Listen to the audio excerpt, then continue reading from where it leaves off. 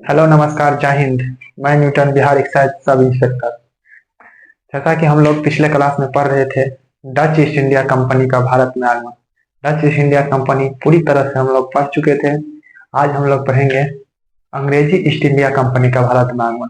किस तरह अंग्रेज जब भारत आता है तो एक नारे के साथ आता है भारत कि हमें भूभाग नहीं व्यापार चाहिए, और किस तरह उसका नारा व्यापार नहीं भूभाग में बदल जाता है और भारत पर पूरी तरह से अपना अधिकार कर लेता है, भारत को गुलाम बना लेता है।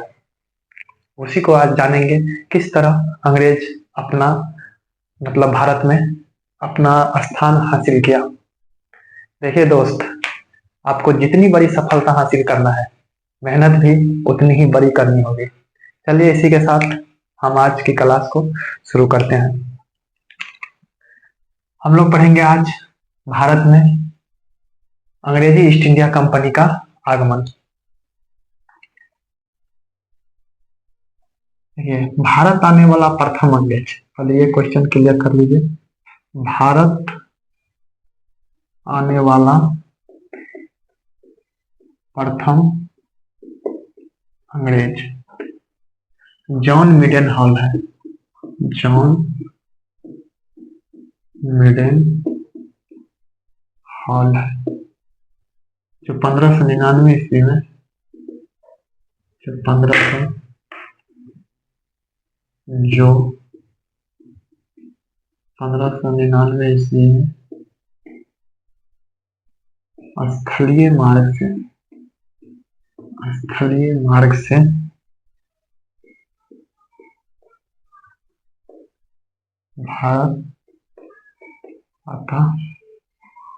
भारत आता है और अकबर से व्यापार करने की अनुमति भी मांगता है और अकबर से व्यापार करने की अनुमति भी मांगता है, लेकिन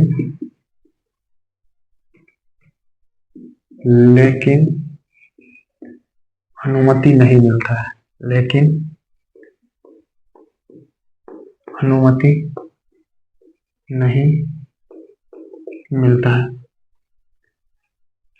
देखिए, भारत आने वाला प्रथम अंग्रेज, व्यापारी के तौर पर भारत आने वाला प्रथम अंग्रेज जॉन मिडन हॉल है, जो स्थल मार्ग से भारत आता है और अकबर से व्यापार करने की अनुमति भी मांगता है, लेकिन व्यापार की अनुमति नहीं मिलता है।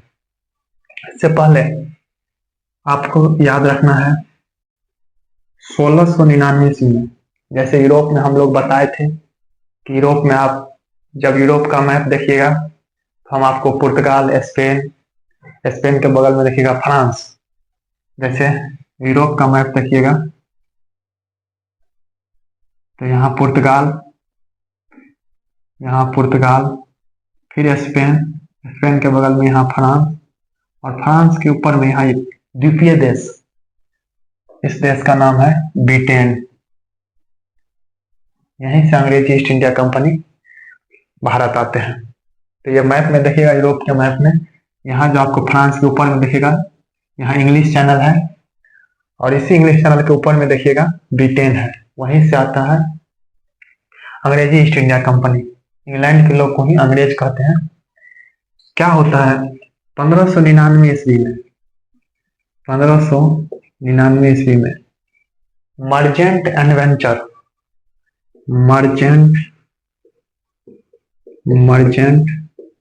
एडवेंचर्स नामक व्यापारिक समूह, मर्चेंट एडवेंचर का अर्थ होता है व्यापारी का समूह, नामक व्यापारिक समूह ने पूर्वी एशियाई देशों के साथ भारत व पूर्वी एशियाई देशों के साथ भारत व पूर्वी एशियाई देशों के साथ व्यापार करने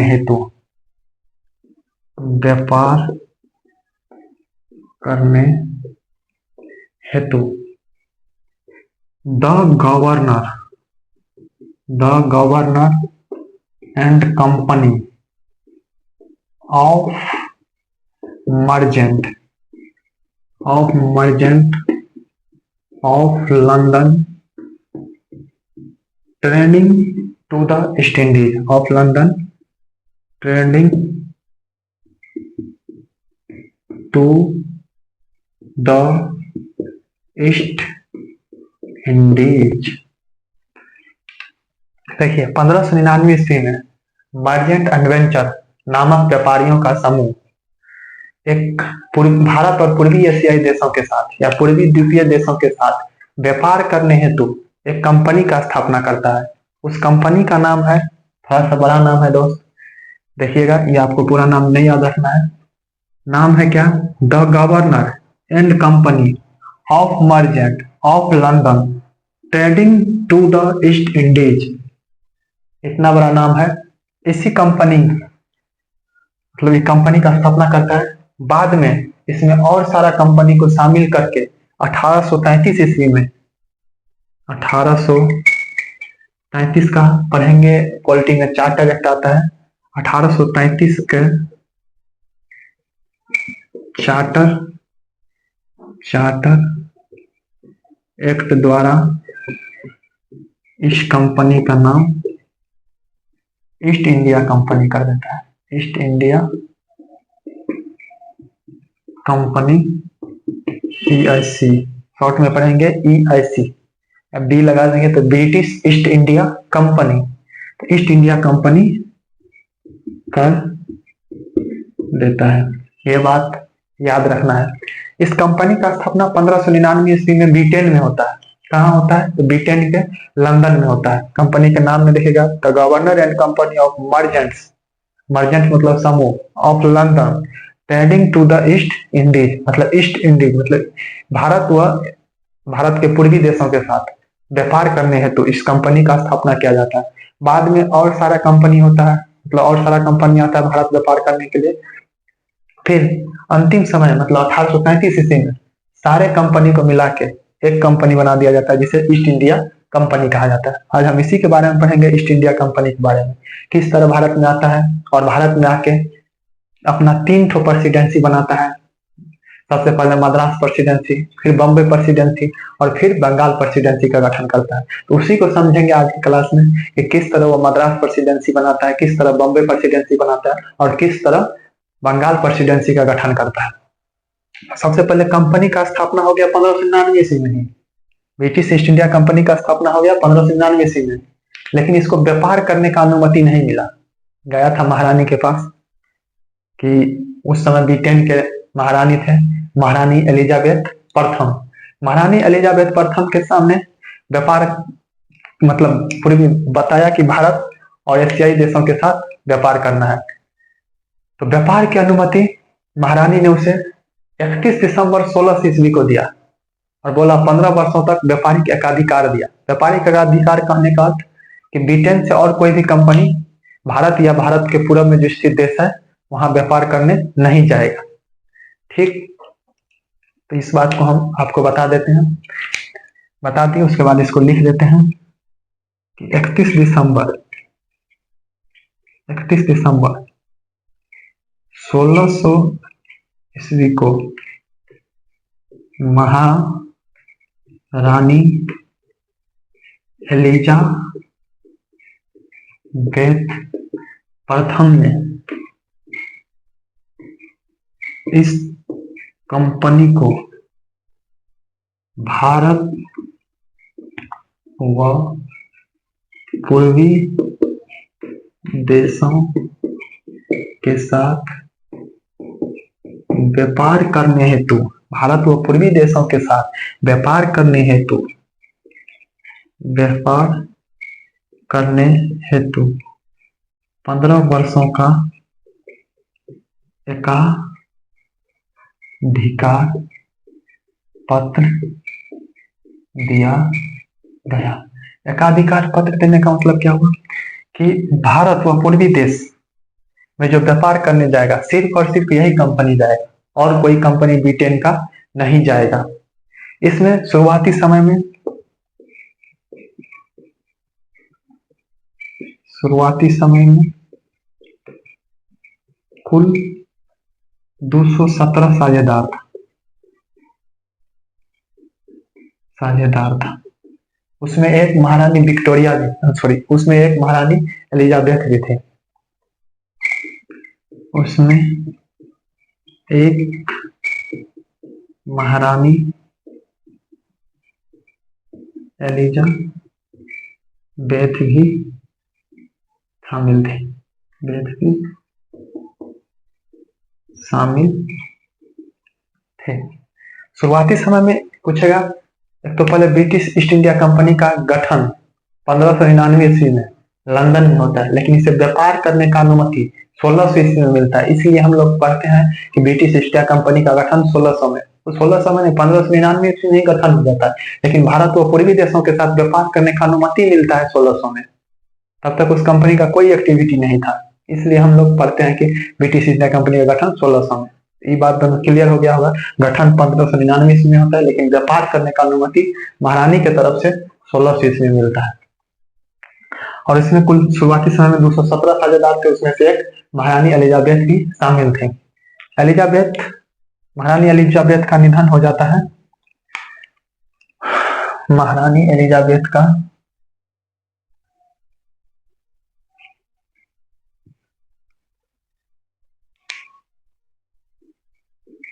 महारानी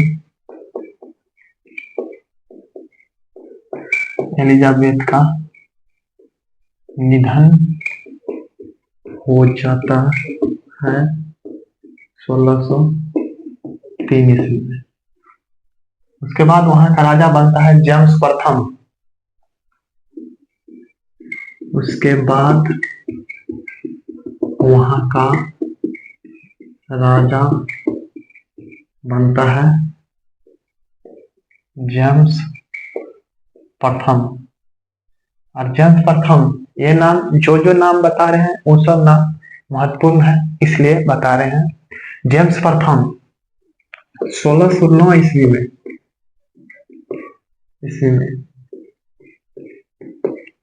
कंपनी के व्यापारिक एकाधिकार को अनिश्चित काल के लिए बढ़ा देता है। जो शुरुआती समय में 15 वर्षों का मिला था, उससे जेम्स प्रथम 1609 ईस्वी में कंपनी के व्यापारिक एकाधिकार को अनिश्चित काल, मतलब कोई समय सीमा फिक्स नहीं करता है। 1609 ईस्वी में कंपनी के व्यापारिक एकाधिकार को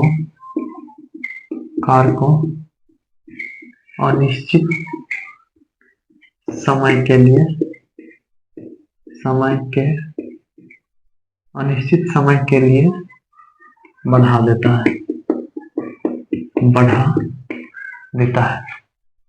इतना बात आपको याद रखना है। कैसे?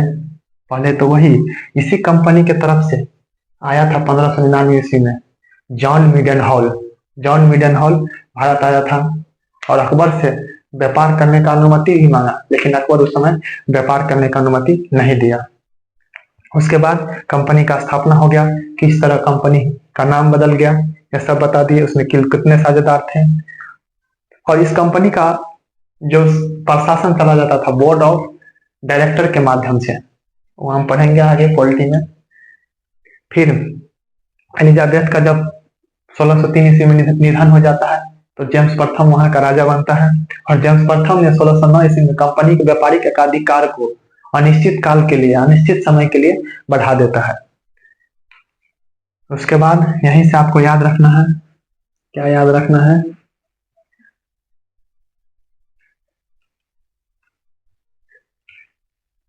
जिस तरह हम लिख रहे हैं उसी तरह आप लिख के नोट्स बना लीजिए। जेम्स प्रथम का दूत, देखिए, जब ब्रिटेन में ब्रिटिश ईस्ट इंडिया कंपनी का स्थापना होता है, उस समय भारत में देखिएगा तो शासक कौन रहता है? उस समय भारत में देखिएगा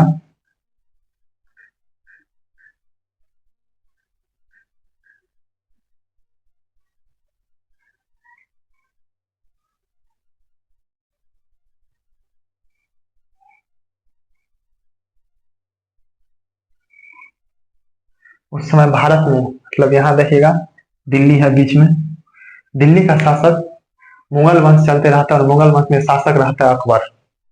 मुगल वंश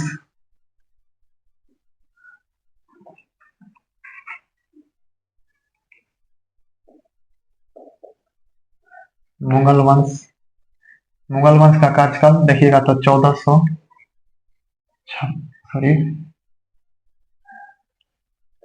1526 से लेके 1858 तक रहता है। समय राजा रहता है अकबर। अकबर का कार्यकाल देखिएगा 1556 से लेके 1605 तक रहता है। देखिए अकबर का कार्यकाल कहाँ से कहाँ तक है, 1555 से लेकर 1605 तक। और इसी बीच में हम बताए थे आपको कि ब्रिटिश ईस्ट इंडिया कंपनी का स्थापना होता है। तो आपको याद रखना है कि पूछेगा जब ब्रिटिश ईस्ट इंडिया कंपनी का स्थापना होता है तो उस समय भारत में कौन सा वंश चल रहा था, तो मुगल वंश चल रहा था। उस समय मुगल वंश के शासक कौन थे, तो याद रखना है अकबर थे। ठीक, तो जेम्स प्रथम को पता था कि मुगल वंश का राजा कौन है, तो अकबर है। शासक कौन है, अकबर है। तो अकबर के नाम से 1600 जेम्स प्रथम 1608 ईस्वी में अकबर के नाम से एक पत्र भारत भेजवाता है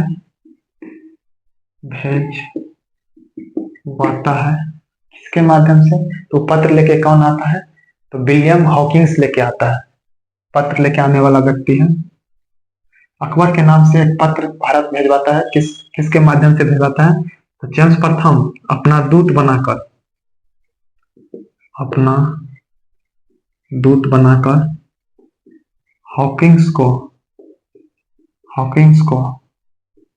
भारत भेजता है।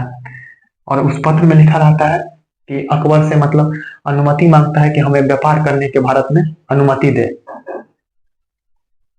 तो विलियम हॉकिंस 1608 ईस्वी में भारत आता है।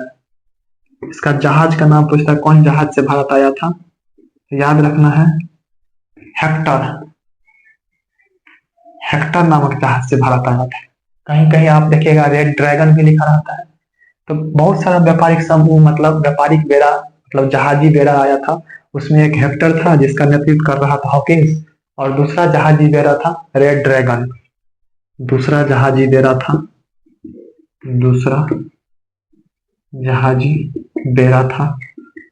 Red dragon. तो ये बात भी आपको क्लियर हो गया होगा। जब हॉकिंस भारत आता है और मुगल दरबार में पहुंचता है तो मुगल दरबार में अकबर के जगह जहांगीर शासक बना रहता है। देखते हैं अकबर का निधन हो जाता है 1605 ईस्वी में और शासक बनता है जहांगीर। देखेंगे 1605 से लेकर 1627 ईस्वी तक जहांगीर शासक रहता है जहांगीर। लेकिन किसके नाम से पत्र आता है, तो अकबर के नाम से पत्र आता है। क्या है कि उस समय जेम्स प्रथम को पता नहीं रहता है कि अकबर का निधन 1605 ईस्वी में हो गया। उस समय मतलब संचार का इतना साधन नहीं था कि तुरंत पता कर लेगा। आज के समय में जैसे यूट्यूब है, टेलीग्राम है, फेसबुक है, उस सब से पता चल जाता है। लेकिन उस समय ऐसा नहीं था, इसलिए जेम्स प्रथम को पता नहीं था। जेम्स प्रथम को पता था कि भारत का शासक कौन है, अकबर ही है, तो अकबर के नाम से ही पत्र भेज देता है। लेकिन जब यहाँ आता है तो शासक चेंज हो जाता है। शासक कौन रहता है, तो जहांगीर रहता है। जहांगीर के दरबार में हॉकिंस पहुंचता है, किसका दूत बनकर, जेम्स प्रथम का दूत बनकर। कब पहुंचता है जहांगीर के दरबार में, तो हॉकिंस 1608 ईस्वी में जहांगीर के आगरा दरबार में पहुंचता है। आगरा दरबार में पहुंचता है 1608 ईस्वी में जहांगीर के कौन सा दरबार में पहुंचता है, आगरा। उस समय क्या है कि आगरा मतलब जहांगीर उस समय आगरा में रहता है, इसलिए आगरा दरबार में पहुंचता है। और पहुंचने के बाद हॉकिंस को पता चलता है कि यहाँ अकबर की जगह उसका बेटा जहांगीर शासक बन चुका है। फिर क्या होता है, हॉकिंस जहांगीर से व्यापारिक कोठी खोलने का अनुमति मांगता है। हॉकिंस जहांगीर से क्या मांगता है? व्यापारिक कोठी खोलने का अनुमति मिलता है। कहाँ पे? सूरत में। सूरत में व्यापारिक कोठी खोलने का अनुमति मांगता है और अनुमति मिलता भी है। और अनुमति मिलता भी है। फिर क्या होता है? हॉकिंस को क्यों भेजता है? हॉकिंस उर्दू, फारसी, तुर्की भाषा के जानकार थे और उस समय देखिएगा तो मुगल का राजकीय भाषा फारसी था। मुगल का राजकीय भाषा फारसी था और हॉकिंस जब जहांगीर के दरबार में जाता है तो फारसी में बात करता है। उससे जहांगीर प्रसन्न होकर उसे इंग्लिश खां की उपाधि देता है और 400 का मनसब देता है। हॉकिंस को जहांगीर मतलब प्रसन्न हो जाता है। हॉकिंस जब फारसी भाषा में बात करता है तो उससे खुश हो जाता है जहांगीर और जहांगीर को क्या याद लिखना है कि हॉकिंस को जहांगीर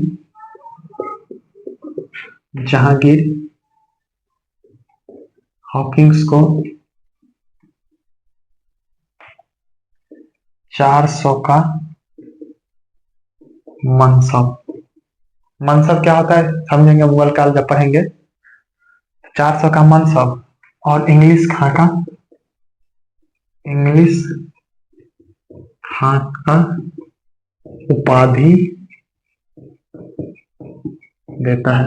यह बात भी पूछा जाता है जब जहांगीर के दरबार में हॉकिंस जाता है तो जहांगीर द्वारा हॉकिंस को कौन सा उपाधि दिया गया? तो इंग्लिश खां का उपाधि दिया गया और 400 का मनसब दिया गया। तो अब देखिए यहाँ से कौन कौन सा क्वेश्चन पूछा जाता है। तो सबसे पहले जेम्स प्रथम अपना प्रथम दूत बनाकर किसको भेजता है? तो हॉकिंस को भेजता है। किसके दरबार में भेजता है? तो भेजता है अकबर के दरबार में, कि अकबर के नाम से चिट्ठी लेके आता है हॉकिंस। क्या कि जेम्स प्रथम को पता नहीं रहता है कि अकबर का निधन हो चुका है और जहांगीर शासक बन चुका है। हॉकिंस 1608 ईस्वी में जहांगीर के आगरा दरबार में पहुंचता है। आगरा दरबार में पहुंचने के बाद हॉकिंस फारसी भाषा में जहांगीर से बात करता है। उससे प्रभावित होकर जहांगीर उसे 400 का मनसब और इंग्लिश खां का उपाधि और सूरत में कोठी खोलने का अनुमति देता है। इतना बात आपको याद रखना है। यहाँ से हर पॉइंट कहीं ना कहीं एग्जाम में पूछते रहता है और आगे आने वाले एग्जाम में भी आपको पूछेगा।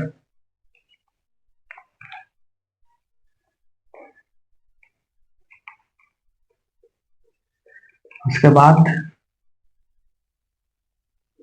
1608 ईस्वी में 1608 ईस्वी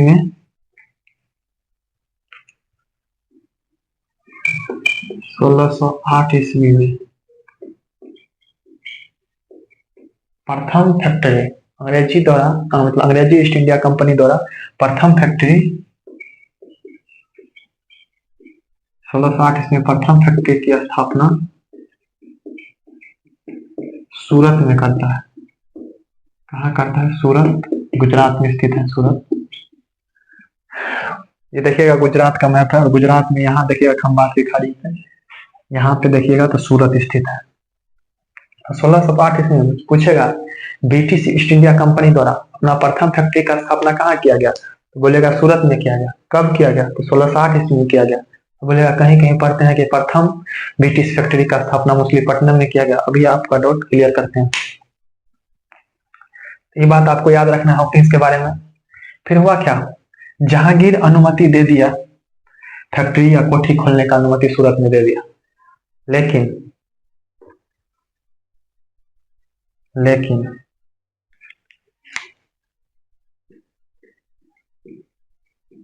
पुर्तगालियों के प्रभाव में आकर, देखिए अभी समय चल रहा है 1608 का, बताए थे पुर्तगालियों का हिंद महासागर पे मतलब पूरा कब्जा था, हिंद महासागर पर नियंत्रण था, उसका काटेज अल्मेरा का फिला व्यवस्था चलता था। उसी के कारण हिंद महासागर का स्वामी कहा जाता था पुर्तगालियों का। अब वहां पे जब सूरत में व्यापार कोठी खोलने का अनुमति दिया तो पुर्तगालियों ने जहांगीर के ऊपर दबाव बनाया और बोला कि अंग्रेजी ईस्ट इंडिया कंपनी को जो फैक्ट्री खोलने का अनुमति दिया है सूरत में, उसको रद्द किया जाए। तो पुर्तगालियों के प्रभाव में आकर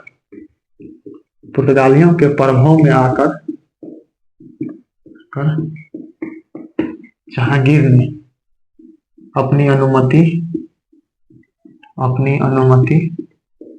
वापस ले ली। फिर क्या हुआ?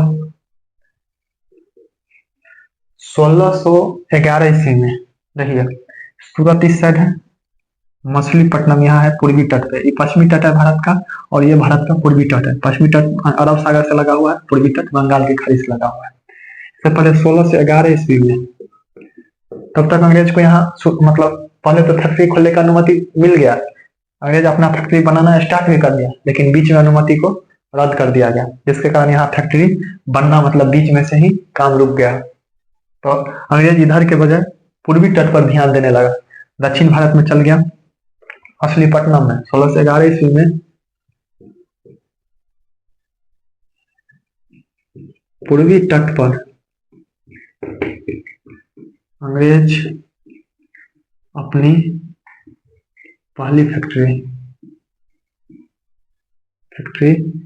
मछलीपट्टनम में लगाता है। मछलीपट्टनम में, जो आंध्र प्रदेश में स्थित है, लगाता है। क्योंकि मछलीपट्टनम का क्षेत्र जो था वो जहांगीर के अंदर नहीं आता था, उसमें वो कर्नाटक के राजा के अंतर्गत आता था, और कर्नाटक के राजा ने अनुमति दे दिया। तो आपको क्वेश्चन पूछेगा कि भारत में अंग्रेज का प्रथम फैक्ट्री कौन है, तो आपको हमेशा जवाब देना है सूरत ही अंग्रेज का प्रथम फैक्ट्री है। क्या अभी बताया आपको कहानी, जहांगीर अनुमति दे दिया, लेकिन पुर्तगाली के प्रभाव में आकर अनुमति वापस ले लिया। फिर भी अंग्रेज मतलब अपना ध्यान दक्षिण भारत में लगाया, और दक्षिण भारत में अपना मतलब मान्यता प्राप्त प्रथम फैक्ट्री 1611 ईस्वी में मछलीपट्टनम में है। और यहाँ से क्वेश्चन ओवरऑल भारत में पूछेगा तो आपको अंग्रेज का प्रथम फैक्ट्री सूरत ही लगाना है, और अंग्रेज का दूसरी फैक्ट्री मछलीपट्टनम, लेकिन पूर्वी तट पे। देखिएगा मछलीपट्टनम कौन तट पे है? पूर्वी तट पे है, और सूरत कौन सा तट पे है? पश्चिमी तट पे है। ये बात आपको याद रखना है। उसके बाद 1612 ईस्वी में 1612 ईस्वी में स्वाली का युद्ध होता है। स्वाली, सूरत के पास जगह है स्वाली, सूरत के पास स्वाली का युद्ध होता है। किसके किसके बीच होता है? तो स्वाली का युद्ध अंग्रेज और पुर्तगाली के बीच में होता है। अंग्रेज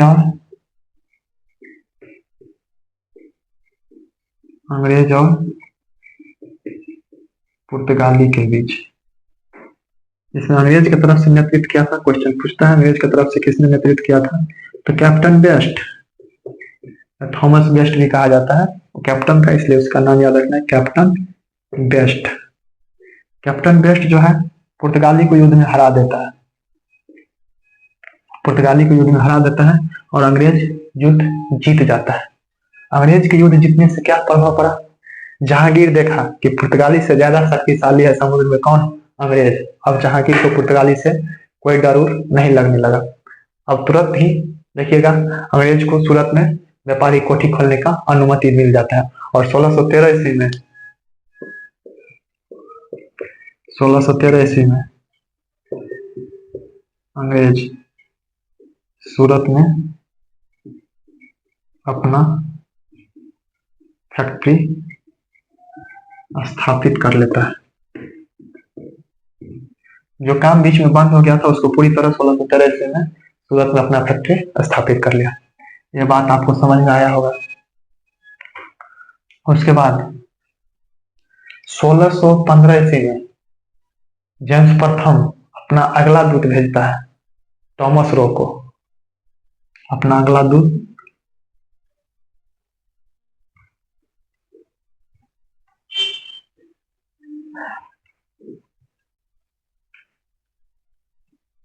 जेम्स प्रथम। कौन है वहां का राजा? जेम्स प्रथम का दूत बनकर 1615 ईस्वी में ईस्वी में टॉमस रो भारत आता है। टॉमस रो भारत आता है। कौन आता है भारत? टॉमस रो भारत आता है। कब आता है? 1615 ईस्वी में। किसका दूत बनकर? वही जेम्स प्रथम का दूत बनकर भारत आता है। टॉमस रो भारत आता है और भारत टॉमस रो जाता है। फिर उस समय भारत में शासक कौन रहता है? तो जहांगीर। हम बताए थे जहांगीर का शासनकाल 1605 से लेकर 1627 ईस्वी तक है। तो फिर जहांगीर के दरबार में पहुंचता है टॉमस रो। 1615 ईस्वी में टॉमस रो भारत आता है और जहांगीर के आगरा दरबार जहांगीर के उस समय जहांगीर अजमेर में रहता है। जहांगीर के अजमेर दरबार में पहुंचता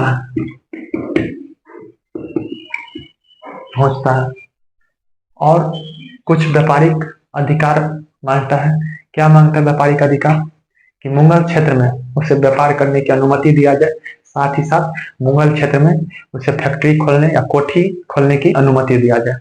तो अनुमति मिलता है, व्यापारिक अधिकार मांगता है। अजमेर के मतलब जहांगीर के अजमेर दरबार में पहुंचता है और व्यापारिक अनुमति मांगता है। अनुमति क्या मांगता है? कि मुगल क्षेत्र में व्यापार करने की अनुमति दिया जाए और फैक्ट्री या कोठी खोलने का अनुमति दिया जाए। वो अनुमति जहांगीर की तरफ से मिल जाता है। अंग्रेज धीरे धीरे अपना व्यापार कर रहा है। मतलब अंग्रेज का उस समय व्यापार इतना फल फूल नहीं रहा है, फिर भी अंग्रेज किसी तरह संघर्ष करते हुए अपना व्यापार कर रहा है। शुरुआती समय में सबको दिक्कत होता है। जैसे अभी आप लोग मतलब जो विद्यार्थी नए होंगे, अब इतिहास पढ़ना शुरू किए होंगे, सब ये सब शब्द जो आता है पहले कभी सुना नहीं रहता है, इसलिए सब मतलब थोड़ा सा भारी लगता है। लेकिन धीरे धीरे आप पढ़ते आपको एक समय आएगा, सब आसान लगने लगेगा। इसीलिए आप रोज पढ़ते जाइए, आपको धीरे धीरे सब आसान लगेगा। ठीक। अंग्रेज का समय पलटता है कब? जब 1632 ईस्वी में। क्या होता है 1632 ईस्वी में? 1632 ईस्वी में गोलकुंडा के शासक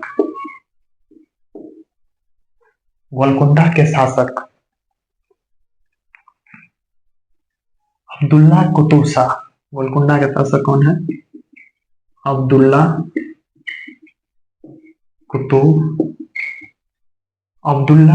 कुतुब शाह। गोलकुंडा के शासक अब्दुल्ला कुतुब शाह ने 500 पैगोरा बताए थे क्या था?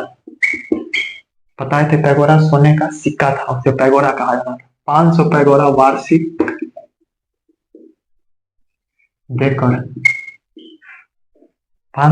वार्षिक देकर गोलकुंडा के बंदरगाह और उसके क्षेत्र में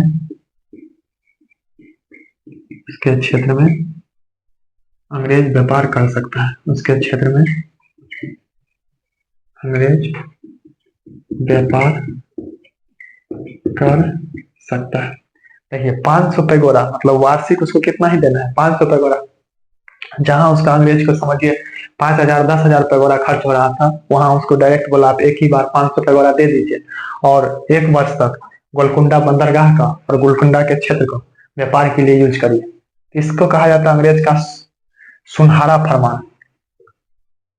1632 का अंग्रेज का, इसको क्या कहा जाता है? अंग्रेज को सुनहरा फरमान या गोल्डन फरमान कहा जाता है।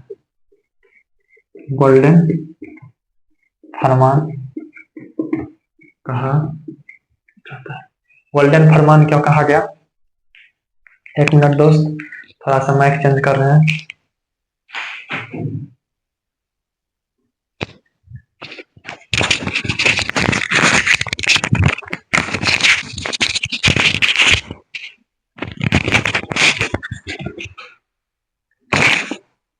देखिए दोस्त, इसको सुनहरा फरमान या गोल्डन फरमान क्यों कहा गया?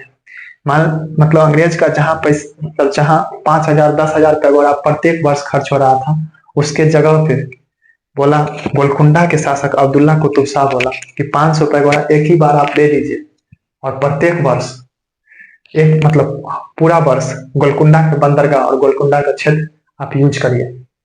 तो इसलिए उसको कहा गया सुनहरा फरमान।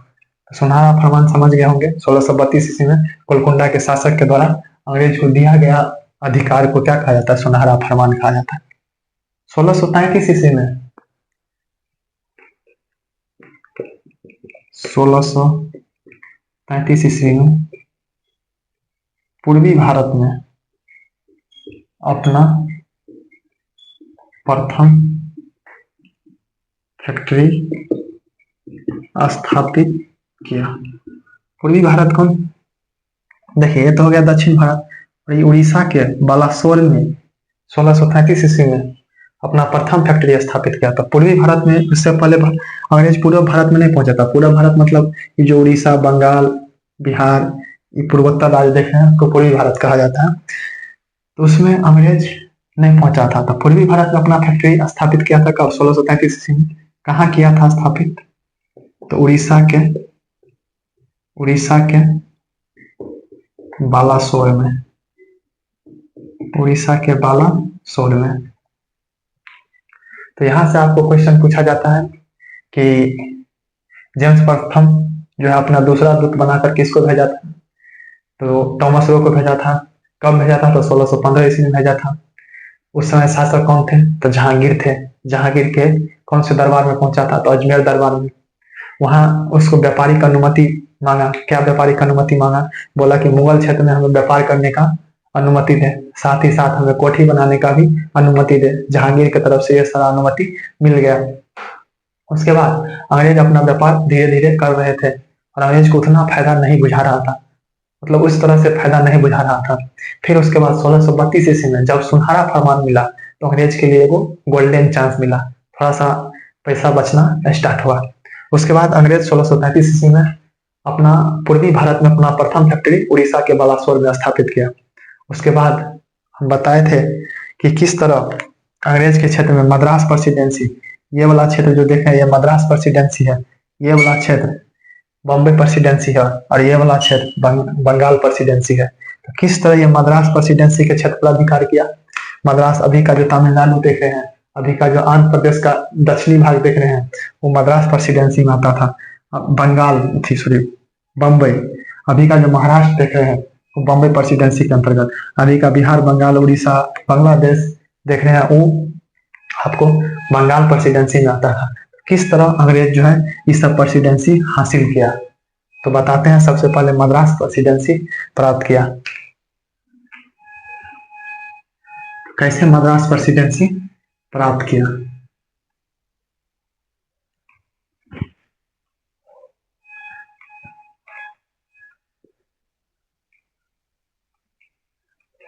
सोलह सौ उनचालीस ईस्वी में 1639 ईस्वी में 1639 ईस्वी में फ्रांसिस फ्रांसिस डे नामक अंग्रेज ने, कौन? फ्रांसिस डे नामक अंग्रेज ने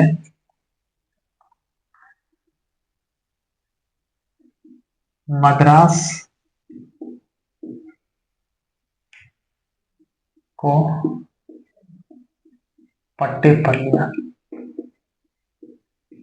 पट्टे पर लिया, पट्टे पर कहने का मतलब जो लीज नहीं होता है, लीज पर लिया। मद्रास को पट्टे पर लिया। 1639 ईस्वी में फ्रांसिस डे नामक अंग्रेज ने मद्रास को पट्टे पर लिया। पट्टे पर लिया और कालांतर में वहां एक किले का निर्माण करवाया। वहां एक किले का निर्माण करवाया जिसे फोर्ट सेंट जॉर्ज के नाम से जाना जाता है, जिसे कथी के नाम से जाना जाता है, क्या चीज के नाम से जाना जाता है, फोर्ट सेंट जॉर्ज के नाम से जाना जाता है। फोर्ट सेंट जॉर्ज के नाम से जाना जाता है। और धीरे धीरे मतलब मद्रास और मद्रास के आजू बाजू वाले इलाका में उस पर क्या कर लिया, अधिकार कर लिया। तो क्वेश्चन पूछता है कि मद्रास का संस्थापक किसे कहा जाता है, तो क्या कहेंगे, फ्रांसिस डे को कहा जाता है। मद्रास का संस्थापक किसे कहा जाता है, मद्रास का संस्थापक किसे कहा जाता है, तो फ्रांसिस डे को कहा जाता है। तो मद्रास किस तरह अंग्रेज के कैप्चर में आया, किस तरह मद्रास में, और ये मद्रास में अंग्रेज का प्रथम किला है फोर्ट सेंट जॉर्ज का किला। ये बात आपको याद रखना है, किस तरह सबसे पहले मद्रास प्रेसिडेंसी में किस तरह पहुंचा अंग्रेज। तो 1639 ईस्वी में फ्रांसिस डे नामक अंग्रेज ने मद्रास को पट्टे पर लिया। वहां के शासक से, स्थानीय शासक था दमरीला वेंकटरप्पा, उससे पट्टे पर लिया और कालांतर में वहां एक किले का निर्माण करवाया और उस किला का नाम था फोर्ट सेंट जॉर्ज का किला। याद रखना है, फोर्ट सेंट जॉर्ज का किला, फोर्ट सेंट जॉर्ज का किला। और इसी कारण मद्रास के संस्थापक किसको कहा जाता है, फ्रांसिस डे को कहा जाता है। फ्रांसिस डे, फ्रांस का नहीं था, अंग्रेज था, ये बात याद रखना है। उसके बाद मद्रास इसके पास आ गया, तो मद्रास प्रेसिडेंसी का गठन, हेडिंग बना सकते हैं, मद्रास प्रेसिडेंसी का गठन।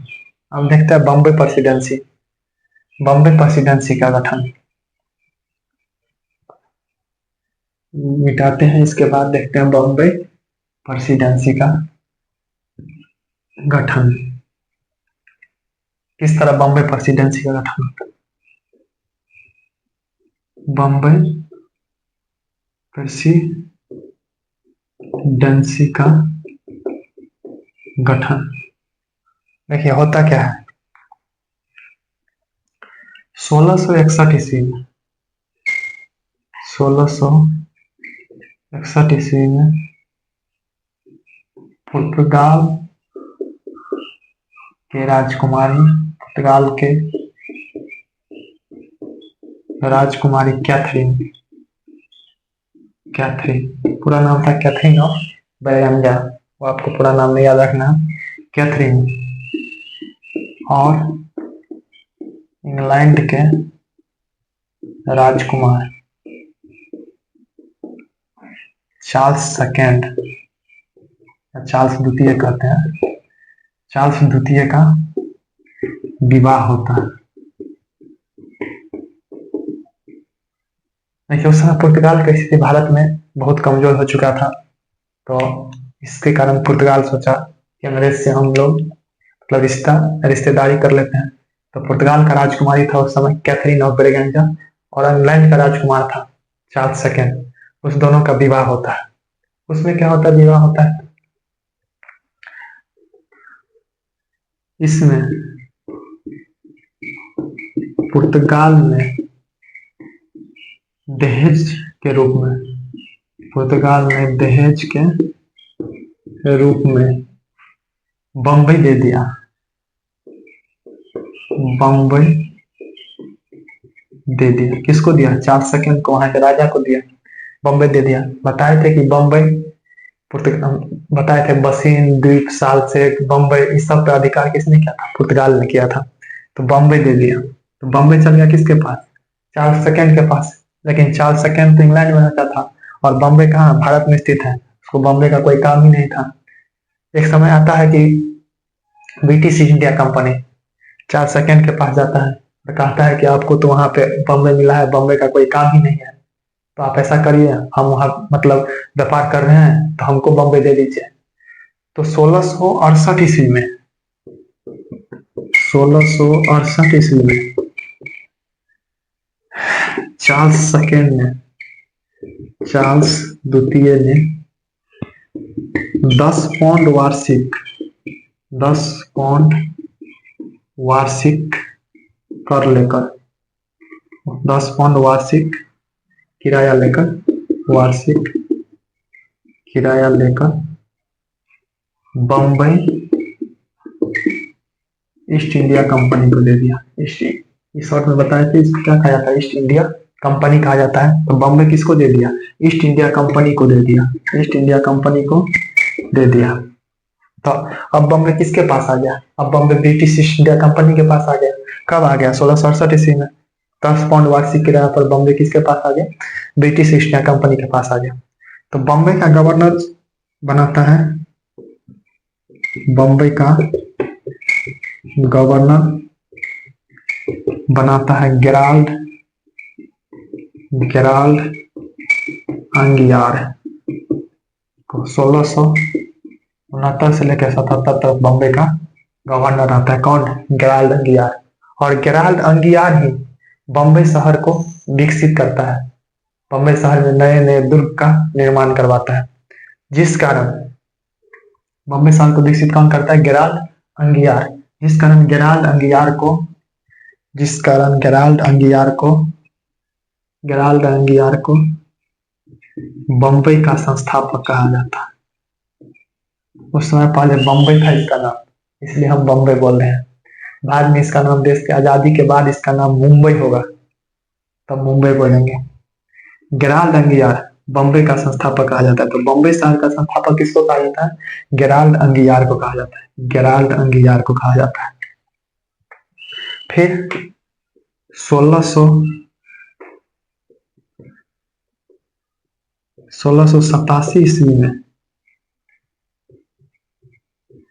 सूरत के जगह, सूरत के जगह बॉम्बे को ब्रिटिश ईस्ट इंडिया कंपनी अपना मुख्यालय बनाता है। एक इसका फुल फॉर्म समझ गए मेरे दोस्त, ब्रिटिश ईस्ट इंडिया कंपनी। 1687 में सूरत, उससे पहले सूरत ब्रिटिश ईस्ट इंडिया कंपनी का मुख्यालय था। सूरत के जगह बॉम्बे को ब्रिटिश ईस्ट इंडिया कंपनी का मुख्यालय कब बनाता है, तो 1687 ईस्वी में। तो देख लिया कि बॉम्बे किस तरह ब्रिटिश ईस्ट इंडिया कंपनी के हाथ में आया। तो ये आप समझ गए होंगे। तो क्वेश्चन पूछा जाता है कि बॉम्बे कैसे आया, तो बता दिए 1661 ईस्वी में पुर्तगाल की राजकुमारी और ब्रिटेन के राजकुमार का शादी होता है, उसमें ब्रिटेन के राजकुमार को बॉम्बे दहेज में मिल जाता है।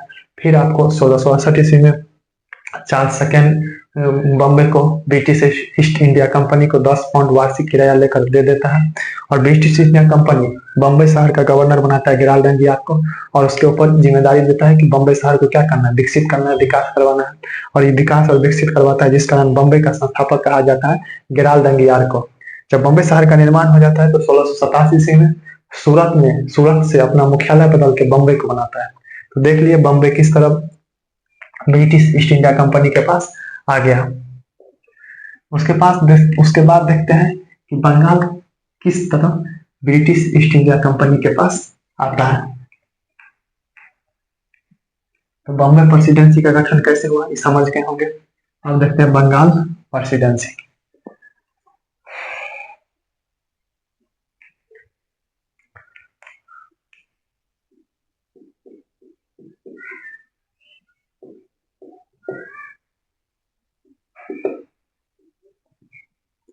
देखिए, सबसे पहले 1651 ईस्वी में अंग्रेज बंगाल पहुंचता है।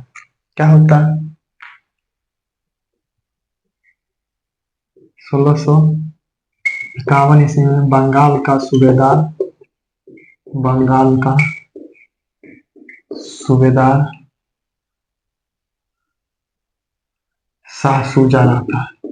शाह शुजा आता है। कहा जाता है शाह शुजा के पत्नी को कुछ दिक्कत था, मतलब कुछ हेल्थ प्रॉब्लम था, उसको अंग्रेज डॉक्टर ठीक कर देता है। इसके कारण शाह शुजा खुश होकर बंगाल में अंग्रेज को व्यापार करने का अधिकार देता है। उस अधिकार को निशान कहा जाता है। बंगाल के सूबेदार शाह शुजा आता है और यही अंग्रेज को व्यापार करने का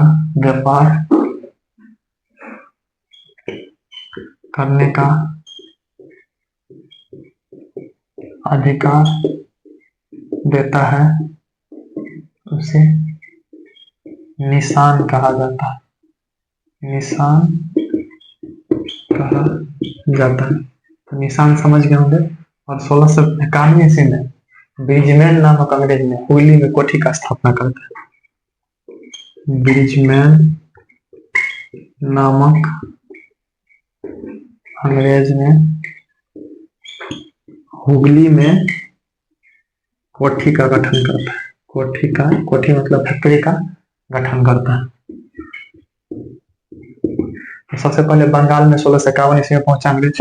उसके बाद देखिए, मध्यकालीन भारत जब पढ़ेंगे, जब मुगल काल पढ़ेंगे, तो मुगल काल में जब अकबर का समय आएगा तो अकबर 1564 ईस्वी में पूरे भारत से जजिया कर को समाप्त कर देता है। जजिया कर क्या है? तो जजिया कर गैर मुसलमानों से लिया जाने वाला कर, धार्मिक कर, गैर मुसलमानों से लिया जाने वाला धार्मिक कर को ही जजिया कर कहा जाता है। तो जजिया कर को 1564 ईस्वी में अकबर ने समाप्त कर दिया था।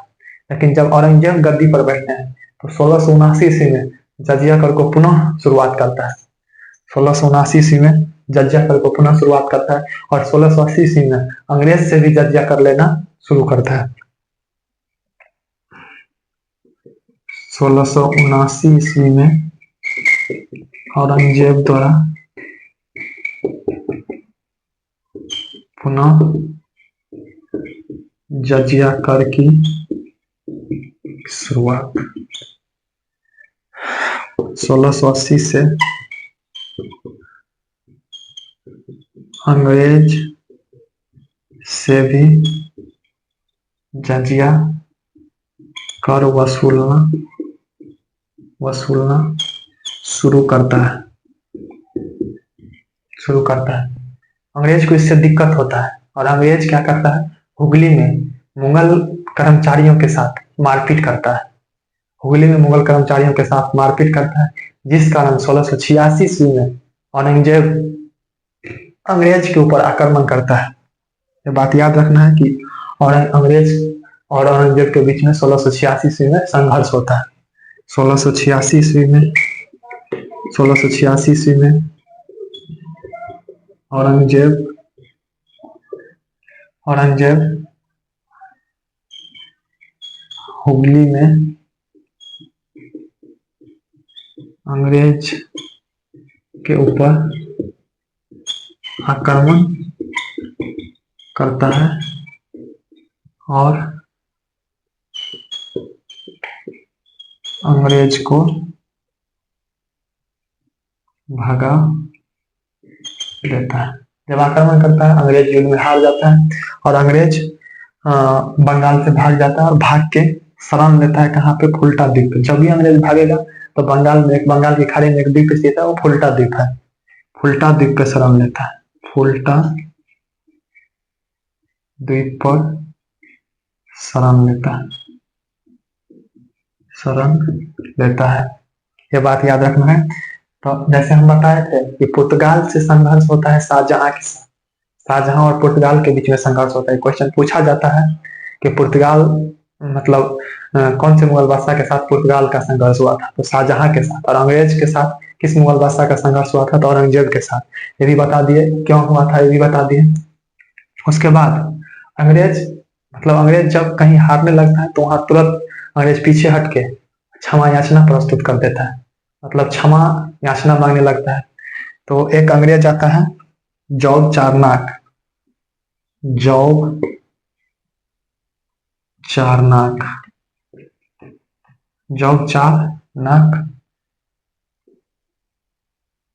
नामक अंग्रेज ने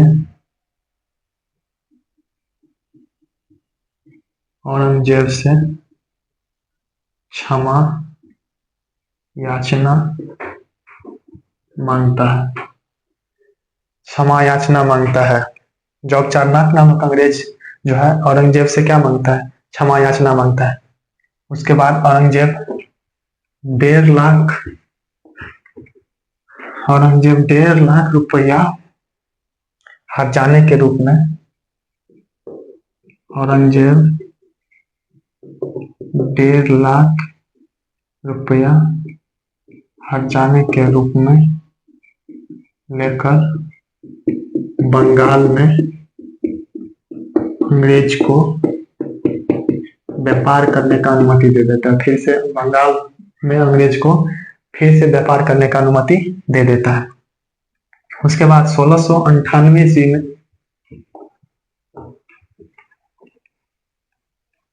1698 ईस्वी में 1698 ईस्वी में बंगाल के सूबेदार अजीम उस्सान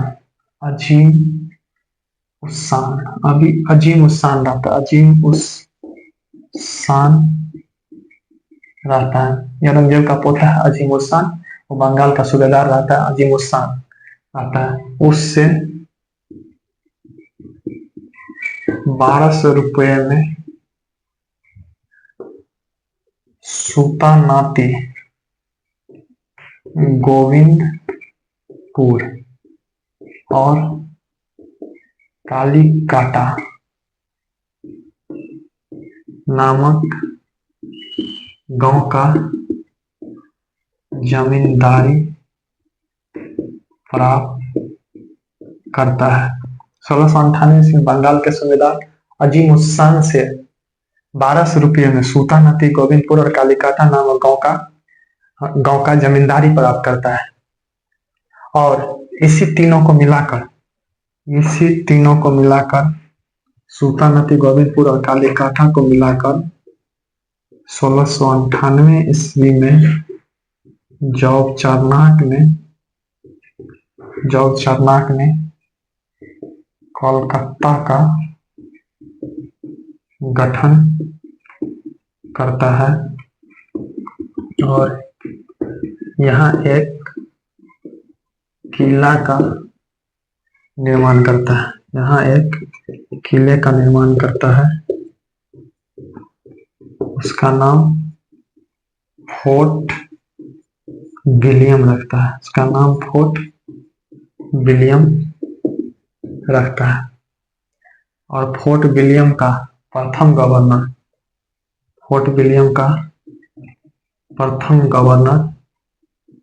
चार्ल्स आयर को बनाता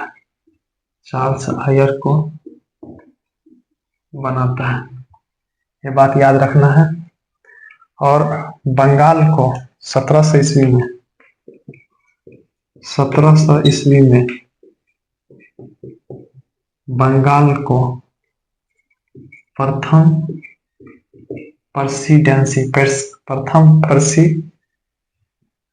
प्रेसिडेंसी नगर घोषित करता है। प्रथम प्रेसिडेंसी नगर घोषित करता है। इतना ही नहीं,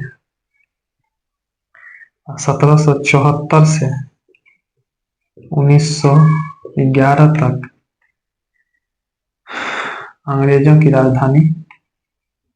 अंग्रेज की राजधानी कलकत्ता रहता है। तो बंगाल प्रेसिडेंसी किस तरह अंग्रेज के हाथ में आया ये समझ चुके। उसके बाद किस तरह मद्रास प्रेसिडेंसी, किस तरह बॉम्बे प्रेसिडेंसी और किस तरह बंगाल प्रेसिडेंसी अंग्रेज के हाथ में आया। अंग्रेज को इतना प्राप्त होने के बाद सबसे बड़ा अधिकार अंग्रेज को 1717 ईस्वी में सबसे बड़ा अधिकार अंग्रेज को 1717 ईस्वी में फारुखसियर के द्वारा प्राप्त होता है। 1715 ईस्वी में सरमन मिशन फारुखसियर के दरबार में आता है। अब बोलिए फारुखसियर कौन है? पढ़ेंगे जब उत्तर मुगलकारी बादशाह पढ़ेंगे तो उसी में एक बादशाह हुआ है। लेकिन औरंगजेब के निधन हो जाता है 1707 ईस्वी में, तो औरंगजेब का बेटा बहादुर शाह प्रथम 1707 से लेकर 1712 ईस्वी तक रहता है। फिर 1712 से 13 ईस्वी तक जहांदार शाह गद्दी पर बैठता है और 1713 से लेकर 1719 ईस्वी तक फारुखसियर गद्दी पर बैठता है। तो फारुखसियर के शासनकाल में 1715 ईस्वी में सरमन मिशन इसके दरबार में पहुंचता है। सरमन मिशन में 3 सदस्य थे। सरमन मिशन में कई सदस्य थे? 3 सदस्य थे। एगो तो जॉन सरमन जो इसके अध्यक्ष थे, एक हैमिल्टन ईसल चिकित्सक थे, एक था ख्वाजा सेहूद। तो जॉन सरमन अध्यक्ष थे, इस मिशन का अध्यक्ष कौन थे? जॉन सरमन। हैमिल्टन कौन थे? शल्य चिकित्सक। और ख्वाजा सेहूद क्या थे? द्विभाषी थे। द्विभाषी का क्या अर्थ होता है? द्विभाषी थे। द्विभाषी का मतलब होता है कि जैसे आप लोग कोई और भाषा जानते हैं और हम कोई और भाषा जानते हैं, कोई तीसरा आदमी आया जो हम दोनों आदमी का भाषा जानता हो, हम दोनों आदमी के बीच में संचार के लिए वो व्यक्ति इंपॉर्टेंट है, इसीलिए उसको द्विभाषी कहा जाता है। तो ख्वाजा सेहूद इधर मुगल काल का जो राजकीय भाषा था वो भी जानता था और अंग्रेज का भाषा भी जानता था, इसलिए इसको द्विभाषी कहा जाता है। हैमिल्टन शल्य चिकित्सक थे। हुआ क्या कि फर्रुखसियर को एक फोड़ा था, बहुत दिक्कत हो रहा था फर्रुखसियर को, उस फोड़ा का इलाज कर देता है हैमिल्टन से खुश हो जाता है मतलब फर्रुखसियर, और बोलता है अंग्रेज को कि मांगिए क्या मांगते हैं। तो अंग्रेज द्वारा 1717 ईस्वी में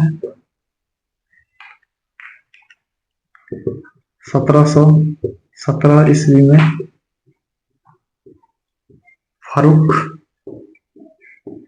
फर्रुखसियर द्वारा शाही फरमान दिया जाता है। शाही फरमान दिया जाता है। शाही फरमान मतलब राजा के द्वारा दिया गया, बादशाह के द्वारा दिया गया, इसलिए इसको क्या कहा जाता है? शाही फरमान कहा जाता है। इसमें क्या था अंग्रेज के लिए इंपॉर्टेंट? इसमें अंग्रेज के लिए 3 पॉइंट इंपॉर्टेंट था। 3000 वार्षिक कर के बदले, 3000 वार्षिक कर के बदले बिहार, बंगाल, उड़ीसा में कर मुक्त व्यापार मतलब 3000 रुपया वार्षिक कर दे दीजिए और बिहार, बंगाल, उड़ीसा में अब हर साल व्यापार करते रहिए। दूसरा क्या था? 10,000 वार्षिक कर देकर, 10,000 वार्षिक कर देकर सूरत में कर मुक्त व्यापार। तो सूरत इतना व्यापारिक महत्वपूर्ण केंद्र था, महत्वपूर्ण व्यापारिक केंद्र था, वहां बोला 10,000 आप ले लीजिए साल में और वहां कर मुक्त व्यापार करिए। वहां सूरत में अंग्रेज को लगभग साल में 5 लाख से ज्यादा कर देना पड़ता था, वहां 10,000 पे अंग्रेज को कर मुक्त व्यापार करने का अनुमति दे दिया। तीसरा कि बंबई में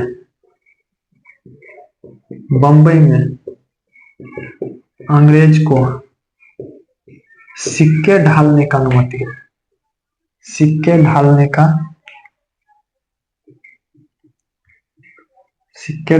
अनुमति, और उस सिक्के को मुगल क्षेत्र में चलाने का भी अनुमति, मुगल क्षेत्र में चलाने का भी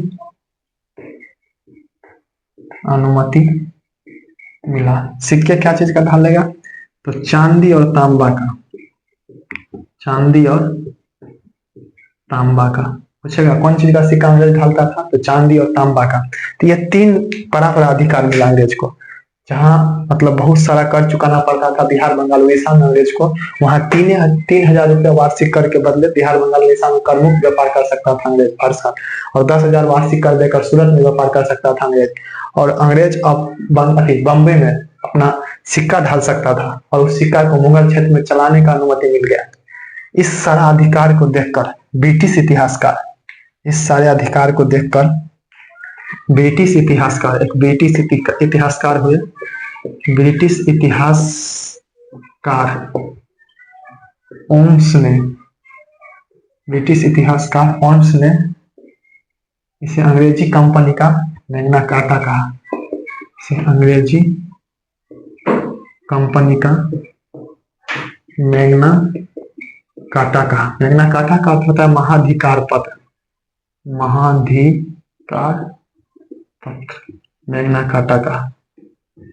मैग्ना कार्टा समझेंगे जब भी कोई बहुत बड़ा अधिकार मिलता है, तो उसी को क्या कहा जाता है, मैग्ना कार्टा कहा जाता है। तो अंग्रेज कंपनी के लिए बहुत बड़ा अधिकार था, इसलिए ओम्स महोदय ने, ब्रिटिश इतिहासकार है ओम्स, ओम्स महोदय ने इसे अंग्रेजी कंपनी का मैग्ना कार्टा कहा। तो आप सरमन मिशन समझ गए, सरमन मिशन के कौन अध्यक्ष हुए, कौन इसमें अथी था, सल चिकित्सक था, हाँ, कौन दुभाषी था, ये बात याद रखना है। और फर्रुखसियर 1717 में शाही फरमान दिया, शाही फरमान में क्या था, ये बात याद रखना है। इसको किसने अंग्रेजी कंपनी का मैग्ना कार्टा कहा था, ये बात याद रखना है। इस तरह आप अंग्रेजी कंपनी मतलब लगभग यहाँ पे खत्म हो गया। इसके खत्म नहीं हुआ, मतलब इसके आगे हम फ्रेंच कंपनी देखेंगे, फिर यूरोपीय कंपनियों के बीच में संघर्ष देखेंगे, फिर यूरोपीय कंपनियों में सबसे उभर के आता है अंग्रेज, सभी कंपनी को बाहर खदेड़ देता है अंग्रेज भारत से, और फिर अंग्रेज धीरे धीरे भारतीय देशी राजा महाराजाओं को अपने चपेट में लेता है, और इस किस तरह भारतीय देशी महाराजा को अपने अंदर अधिकार करता है उसको देखेंगे। ठीक है, जय हिंद दोस्त।